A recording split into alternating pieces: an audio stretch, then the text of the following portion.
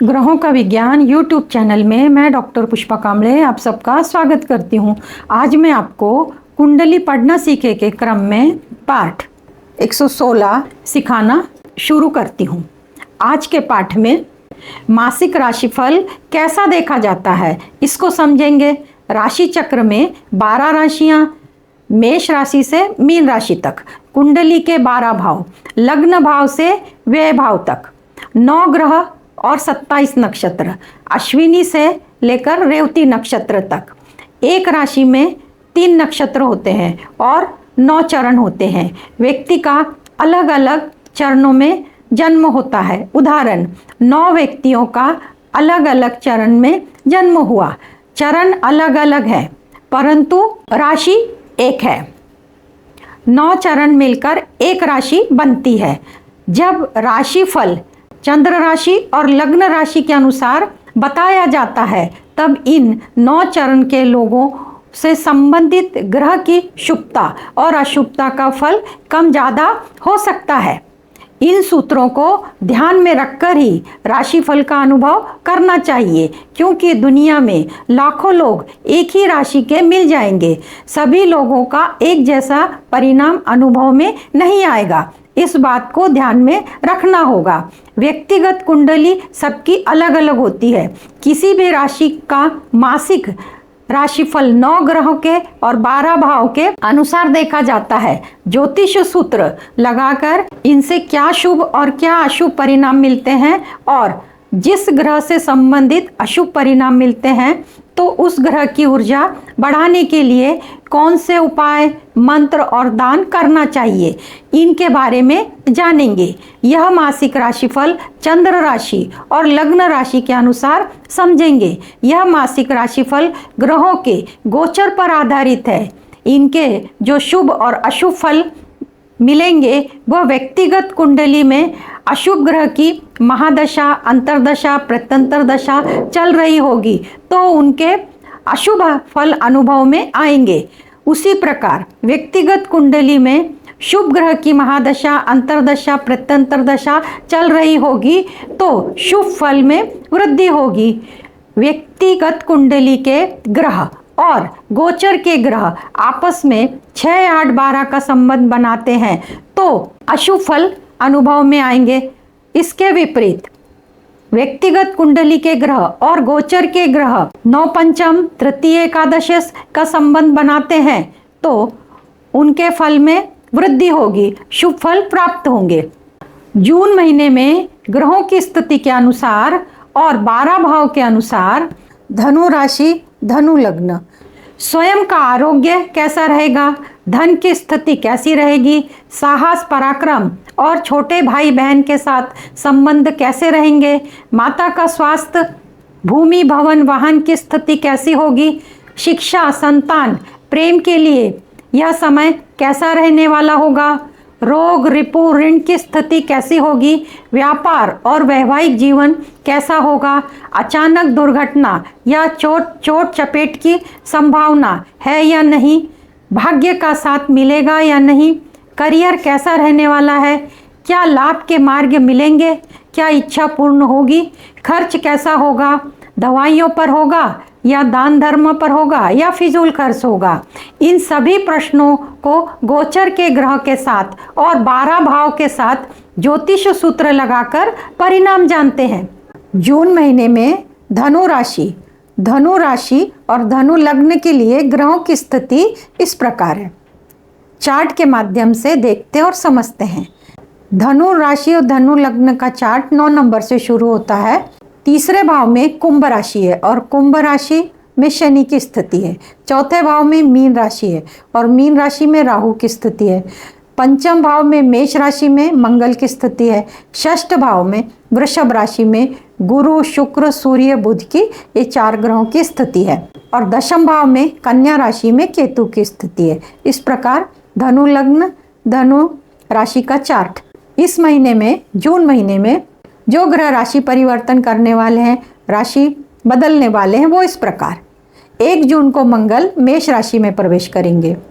12 जून को शुक्र मिथुन राशि में प्रवेश करेंगे। 14 जून को बुध मिथुन राशि में प्रवेश करेंगे और 15 जून को सूर्य मिथुन राशि में प्रवेश करेंगे। अब ग्रहों की स्थिति और दृष्टि। तो ग्रहों की स्थिति और दृष्टि में पहले गुरु की स्थिति षष्ठ भाव में है और षष्ठ भाव से गुरु की 5वीं दृष्टि दशम भाव पर पड़ रही है, 7वीं दृष्टि व्यय भाव पर पड़ रही है और 9वीं दृष्टि धन भाव पर पड़ रही है। तो गुरु की दृष्टि अमृत के समान होती है, उन भावों का भाग्य उदय होता है। अब शनि की दृष्टि, शनि की स्थिति पराक्रम भाव पर है, शनि की 3री दृष्टि पंचम भाव पर पड़ रही है, शनि की 7वीं दृष्टि भाग्य भाव पर पड़ रही है और शनि की 10वीं दृष्टि व्यय भाव पर पड़ रही है। गुरु की, शनि की और मंगल की दृष्टि बताई। 2 जून को गुरु उदय होंगे। गुरु के उदय होने के पश्चात शुभ कार्यों की और मंगल कार्यों की शुरुआत होती है। अब जून महीने में अशुभ तारीखें, जो तारीखें चंद्रमा से देखी जाती हैं, तो जून महीने की अशुभ तारीखें, इन तारीखों को शुभ कार्य की शुरुआत नहीं करना चाहिए और क्योंकि कार्यों में सफलता नहीं मिलती।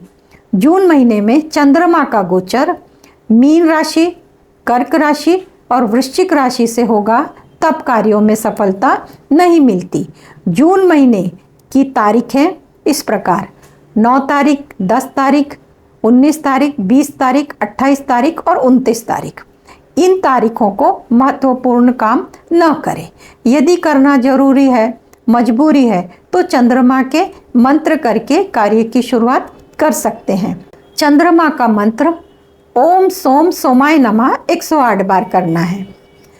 अब जून महीने में धनु राशि, धनु लग्न के लिए लग्नेश और लाभेश जो इच्छा पूर्ण करने में सहायक होते हैं, उनकी स्थिति इस प्रकार: लग्नेश गुरु है और लाभेश शुक्र है।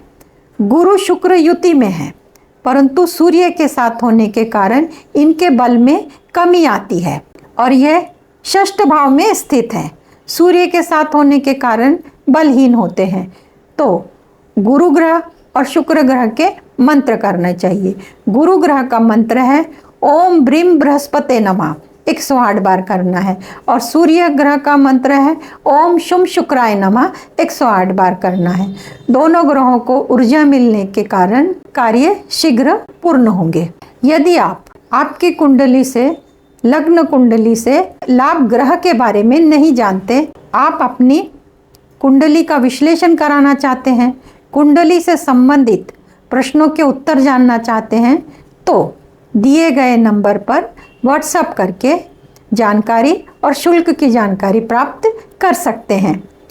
जून महीने का धनु राशि, धनु लग्न का लग्न भाव से मासिक राशिफल बताना शुरू करते हैं। लग्न भाव में धनु राशि का स्वामी गुरु षष्ठ भाव में वृषभ राशि में है। अपने भाव से षष्ठ भाव में होने के कारण आरोग्य में तकलीफ होगी। आरोग्य के लिए सावधानी बरतनी होगी, खान पान पे ध्यान देना होगा, योग प्राणायाम अभ्यास करना होगा आरोग्य के लिए। दूसरे भाव से धन का विचार होता है, वाणी का विचार और परिवार का। तो दूसरे भाव का स्वामी अपने से दूसरे भाव में है।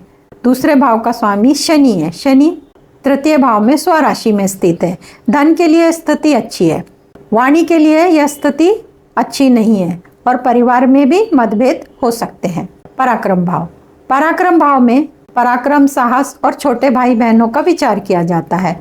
तो पराक्रम भाव का स्वामी पराक्रम भाव में ही है और उनकी दृष्टि 7वीं भाग्य भाव पर पड़ रही है। छोटे भाई बहनों के साथ संबंध अच्छे होंगे और पराक्रम और साहस में कमी दिखाई देगी। आलस का वातावरण निर्माण होगा। इसके लिए आपको स्वयं ही सावधानी बरतनी होगी।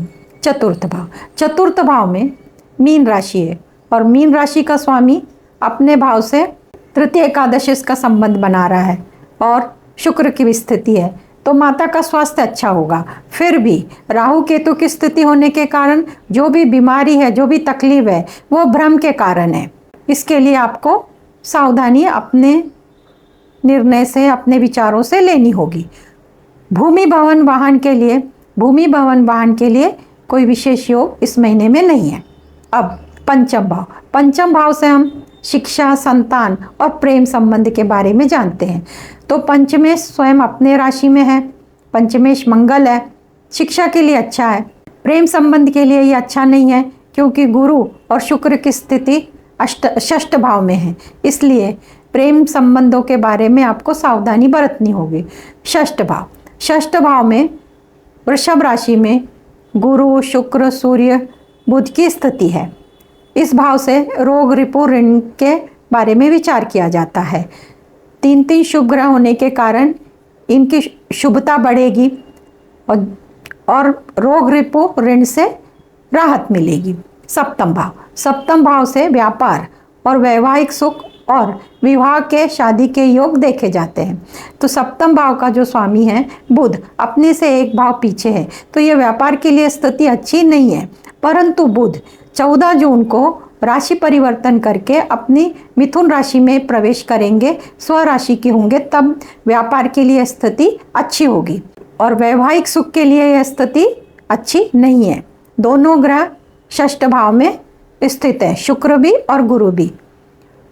और सप्तमेश और सप्तम भाव से गुरु का संबंध दृष्टि से, युति से हो रहा, दृष्टि से नहीं हो रहा है, इसलिए शादी के योग, विवाह के योग नहीं है।